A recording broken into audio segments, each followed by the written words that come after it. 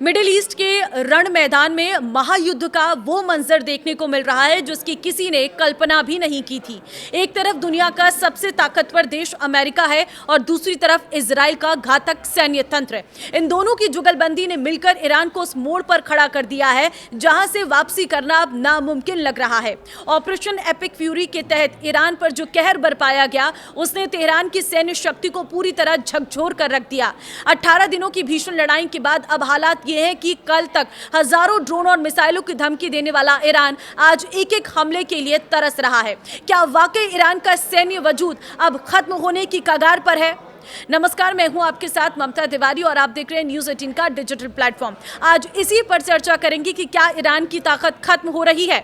America और Israel के हमलों के बाद ईरान ने भी जवाबी कार्रवाई करते हुए ताबड़तोड़ हमले किए, लेकिन बढ़ती जंग के साथ ईरान की मिसाइल और ड्रोन दागने की क्षमता को बड़े पैमाने पर चोट पहुंची है। हालांकि वो अब भी इतना काबिल है कि पड़ोसी देशों और इजराइल को नुकसान पहुंचा सकता है। जंग की शुरुआत और वर्तमान स्थिति के बीच का अंतर चौंकाने वाला है। जंग के शुरुआती घंटों में जो मंजर था वो दहला देने वाला था।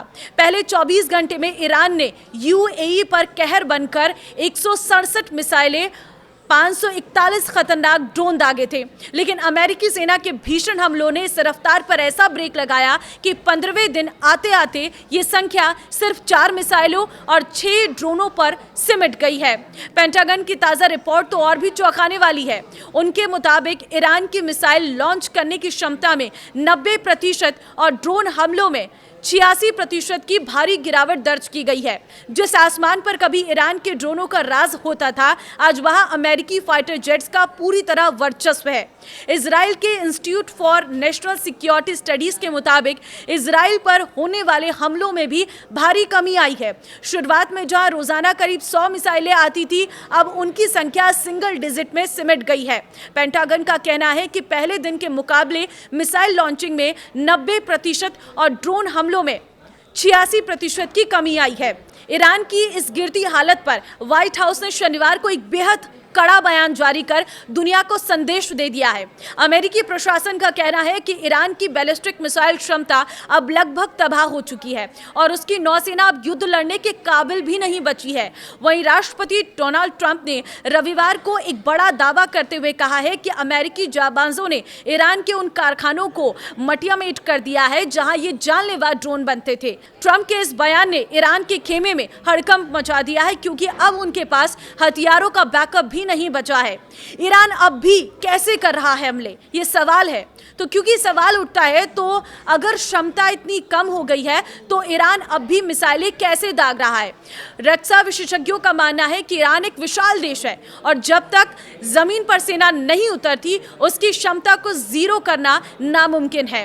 वॉशिंगटन की नेशनल डिफेंस इंस्टीट्यूट के प्रोफेसर का कहना है कि ईरान ने उन मिसाइलों और लॉन्चर्स का इस्तेमाल करना शुरू कर दिया है जिन्हें जंग से पहले खुफिया जगहों पर छिपा दिया गया था।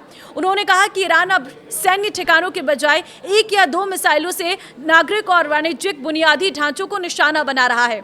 उनके मुताबिक सैन्य नजरिए से ये बहुत अहम नहीं है, इसे सिर्फ उत्पीड़न की आग कहा जा सकता है जिसका मकसद पड़ोसी देशों के अलर्ट सिस्टम को थकाना और लोगों को डराना है। इजराइल और अमेरिका की मुख्य रणनीति ईरान की सत्ता के साथ साथ लॉन्चर्स को बर्बाद करना भी है। सैटेलाइट और रडार के जरिए मिसाइल लॉन्च होने वाले स्थान को तुरंत पहचाना जाता है। रिपोर्ट के मुताबिक इजराइल ने ईरान के अनुमानित 410-440 लॉन्चर्स में से 290 लॉन्चर्स को सेवा से बाहर कर दिया है। क्या है ईरान का मास्टर प्लान?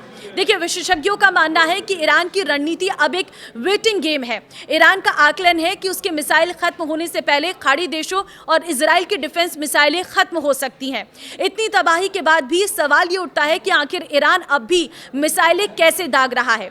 रक्षा विशेषज्ञों का मानना है कि ईरान ने अब अपने उन सीक्रेट लॉन्चर्स को बाहर निकाला है जो पहाड़ों और खुफिया ठिकानों में छिपे थे। ईरान का मास्टर प्लान अब वेटिंग गेम पर टिका है। उसे लगता है कि उसके मिसाइल खत्म होने से पहले इजराइल की डिफेंस सिस्टम की गोलियां खत्म हो जाएंगी। लेकिन जिस तरह से इजराइल ने ईरान के 440 में से 290 लॉन्चर्स को तबाह किया है, कबाड़ में तब्दील कर दिया है, उसे देखकर लगता है कि ईरान की ये चाल अब ज्यादा दिन चलने वाली नहीं है। ईरान की शक्ति के मुख्य कारण ईरान के पास 3000 किलोमीटर तक मार करने वाली बैलिस्टिक और हाइपरसोनिक मिसाइलें हैं और इसके पास लगभग 6,10,000 प्लस सक्रिय सैनिक हैं जो IRGC सहित एक मजबूत बल बनाते हैं। ये सीधे युद्ध के बजाय ड्रोन और प्रॉक्सी के माध्यम से दुश्मन को चौंकाने की रणनीति अपनाता है। पहाड़ी इलाकों से घिरा होने के कारण ईरान पर जमीन के रास्ते हमला करना लगभग नामुमकिन है। दुनिया का दूसरे सबसे बड़ा प्राकृतिक गैस भंडार और तीसरा सबसे बड़ा तेल भंडार, ईरान की असली ताकत उसकी अपनी मिसाइल और ड्रोन तकनीक है, जो पश्चिम एशिया में उसके दुश्मनों के लिए चिंता का विषय है। तो आपको क्या लगता है, इस युद्ध की स्थिति में अभी कौन मजबूत है, और क्या ईरान के पास सचमुच मिसाइलों की जो कमी है वो देखने को मिल रही है, या फिर ईरान की कोई और रणनीति है? कमेंट में अपनी राय जरूर दें। नमस्कार।